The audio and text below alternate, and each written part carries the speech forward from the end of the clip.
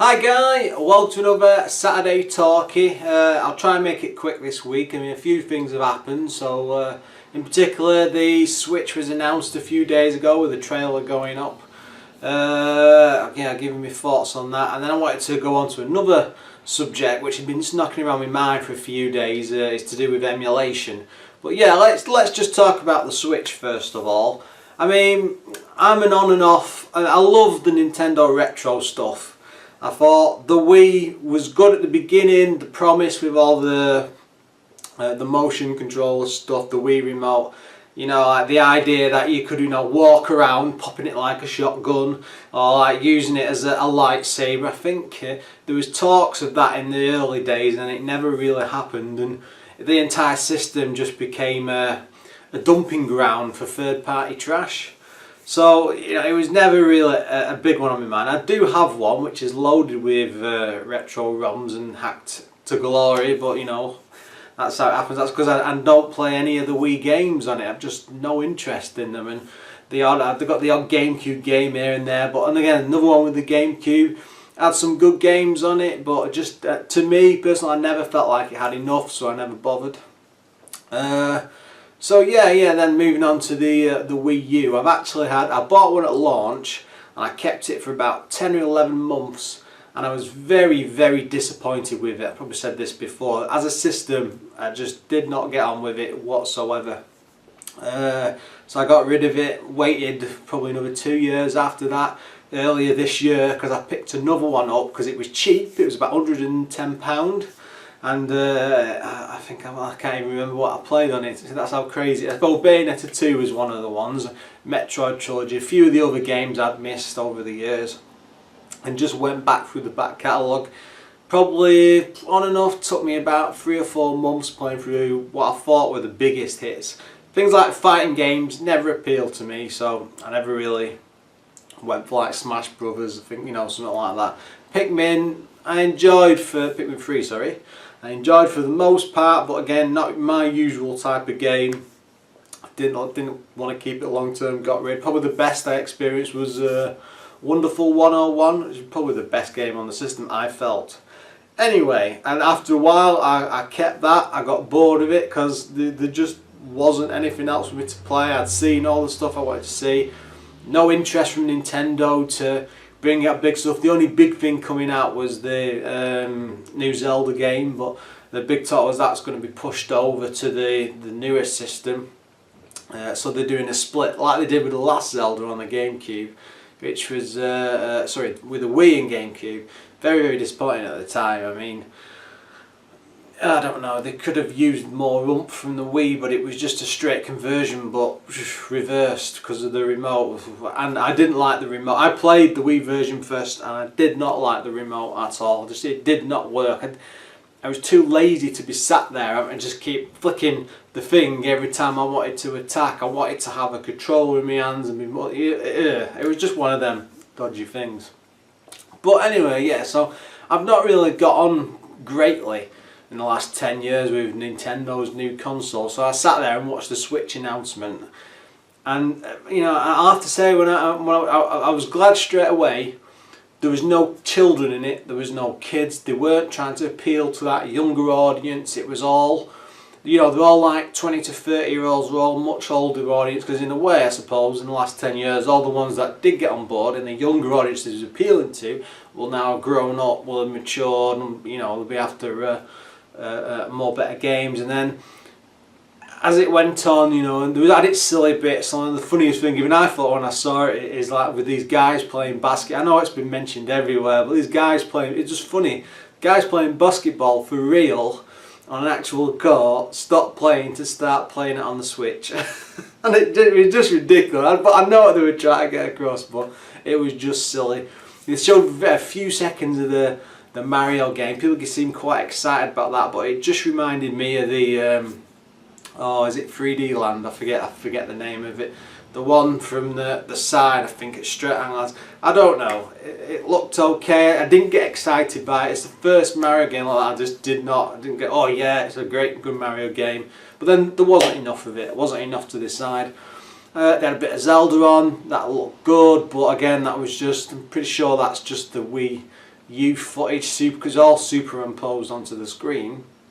Then they showed the Skyrim stuff, which was great in a way, because you think, oh, so they're going to be running more modern games, and you think, well, that means they'll start porting some of the PS4 and Xbox One titles, and it'll start being, because it'll be powerful enough to do these sort of things. But as talk's gone on, it's coming out now that because of the chip they're using, it's not even going to be on par with the two current systems as they are right now. And seeing as those are both moving on to more powerful editions within the next 12 months, you know, they're going to be lagging behind again. But again, it's a Nintendo system, they don't usually bother about that. But the thing is, if they want to get the audience and they want to get the big games, the entire Wii success was a blip. It's gone. It happened. They came out with it was a gimmick basically, and it appealed massively to loads and loads of people who never touch games, never play games. You have members in my family who don't touch games in any way, shape or form. Pick one up for things like Wii Fit and the excitement, the ball and the sports game. Crazy, you know, that sort of thing. All that's gone.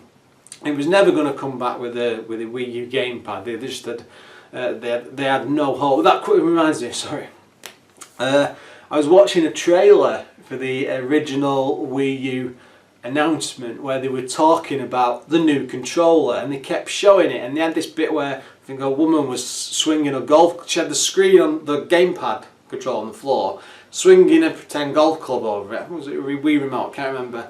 And then the screen, the ball would be hit off the pad, and then would hit into the screen as if you were interacting with it. That never happened, but that was a big thing in that reveal trailer. And then, but as you watch that with hindsight and looking back, all they kept doing throughout that entire trailer was the new controller, over and over and over again, and not saying anything about the actual system. And then they pronounce it as the Wii U at the end.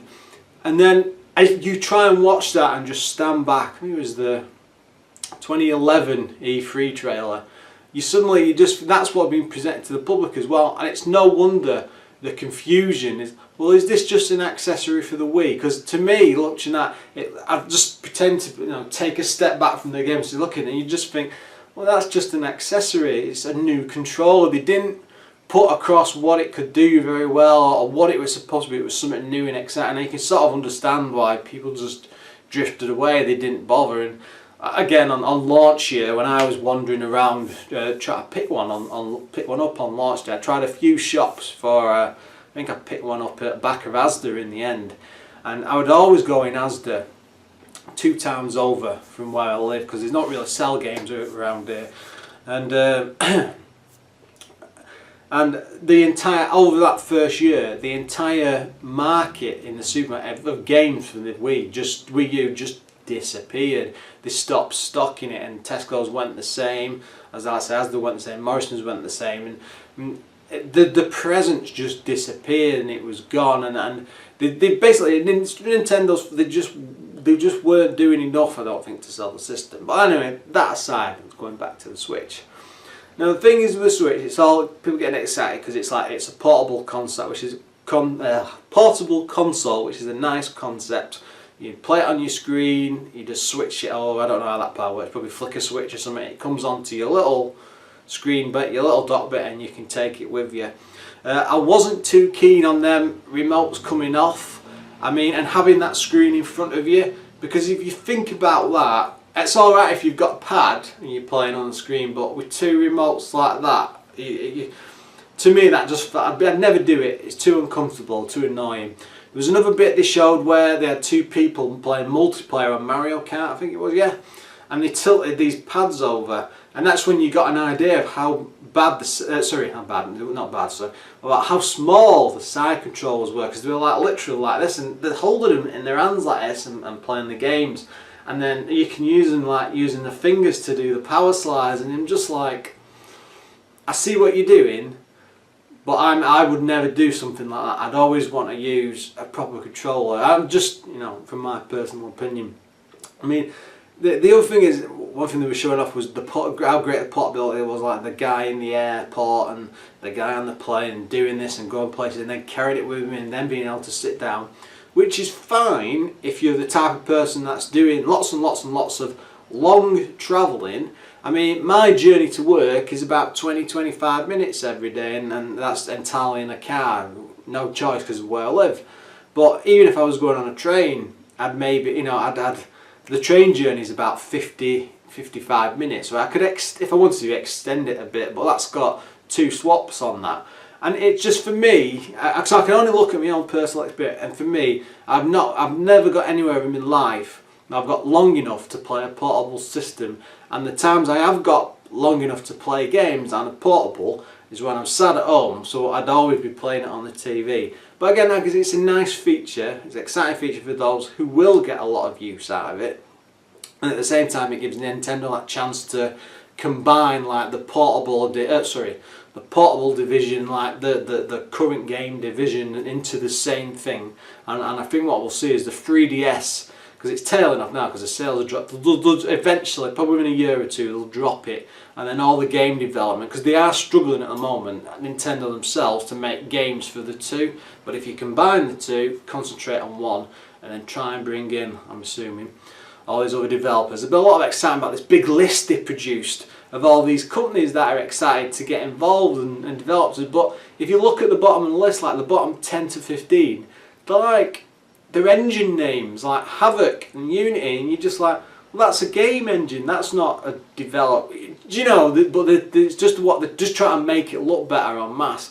But then if you go back through some of the old Wii U stuff from around about the time when that was coming out, and they were doing the same thing, and all these companies were getting excited, like EA was putting on, we're going to do this and we're going to do that. EA got on the system, basically like managed 5 minutes, and they're one of the companies that returned the development kit because there was no market there, they couldn't sell it to the masses. And this is going to be the problem with Nintendo. Can they convince enough people to take this on as a system? Is the portability enough to get them excited? I mean, I think if this doesn't succeed, this is probably going to be, I think this is probably going to be their last console, and I think they'll start switching more over to gaming. They've already started dipping their toes in the mobile gaming market, so they'll probably go that way with their other stuff if the console division fails. But hopefully, I mean, I don't want them to fail, because it's Nintendo. You always want to play Nintendo games on a Nintendo system, but at the same time it'd be nice to have them on other systems as well, because the annoying thing is at the moment we've got 3 consoles, and there's always several, but it'd be better if there were just 2 and the better games were shared between, for me personally, because I've got enough junk consoles sat around, retro systems and all the rest of it, and if I can make space by removing one, all the better.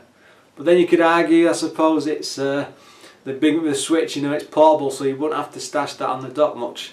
But then that was the other big part, and the big thing going through my mind all the way throughout that video, because I deal a lot with what I do in my work, and with portable devices and laptops and tablets and new mobile phones, and much fairly old ones, but I know what battery life is like, and there has been no advancements, big advancements, for what the sort of life that they should be pushing for. You're talking really 10 to 15 hours is what they need to be doing the sort of things that they've been showing in that trailer.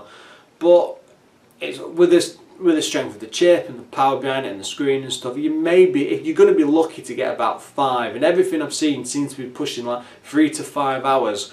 And a lot of people with the development kits already, a lot of snide comments saying, oh yeah, the development kits aren't great and we've only got about 3 hours out of them, which, the thing is though, it's a development kit, so they might not put the best battery in.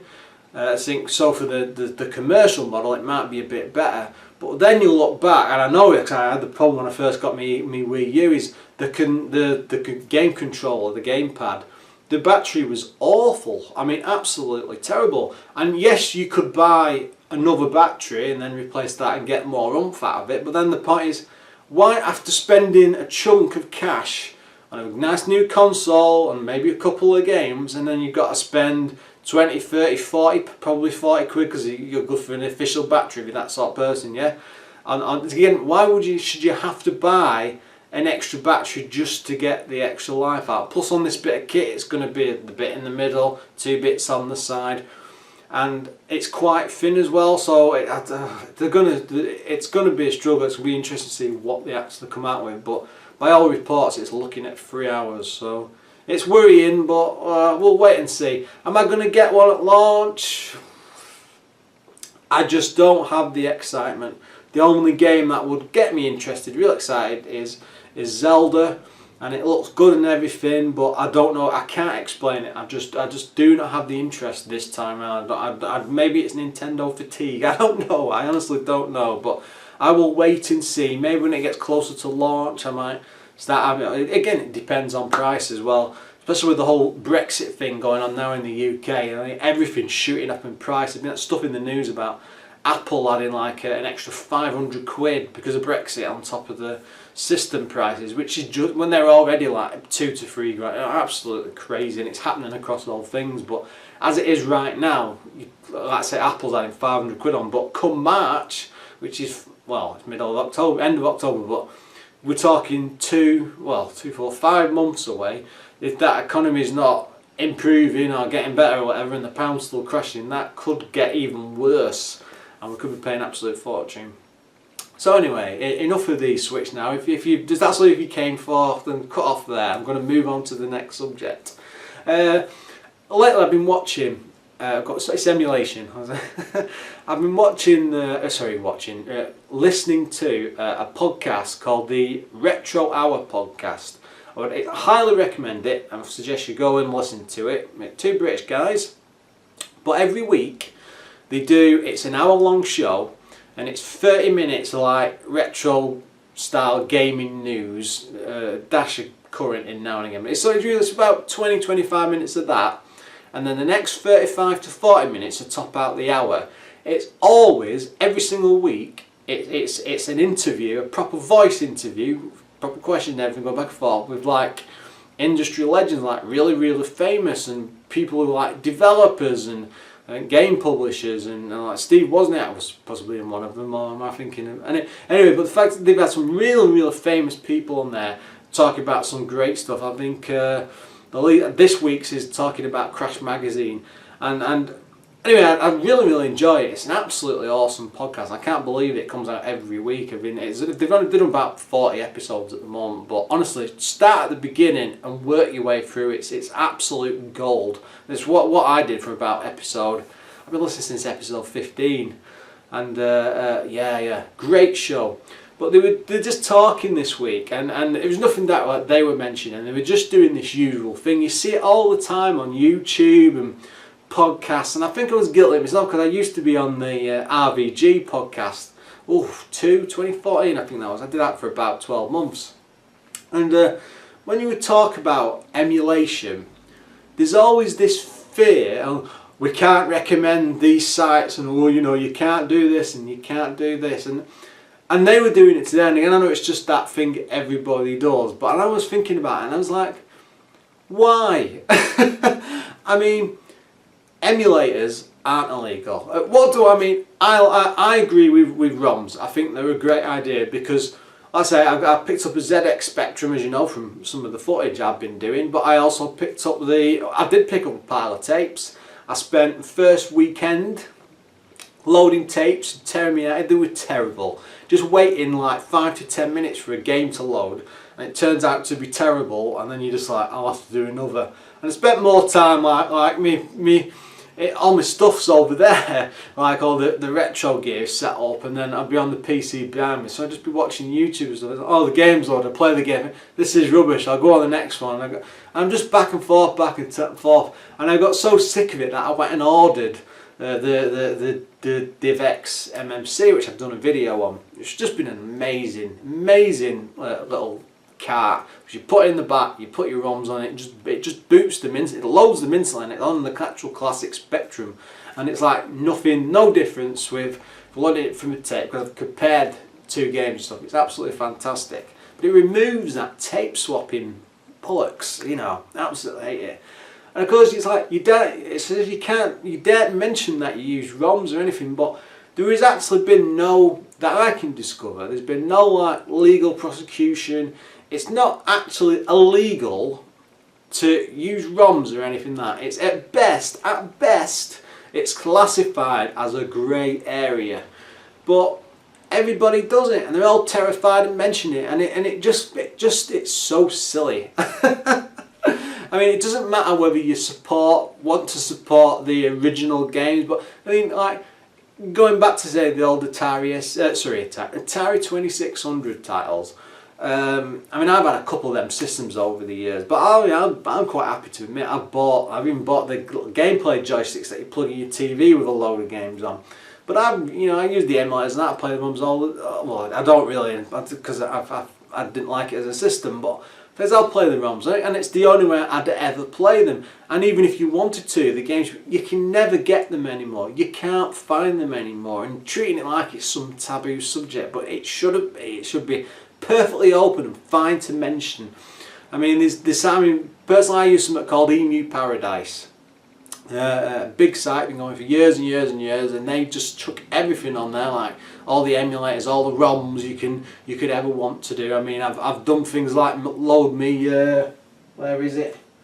My GPDXD. I still haven't done a video review on this. I keep meaning to, but I'll load it up. But at the same time, I've got games on there which I actually own on my systems, on my retro collection bit, and you just like.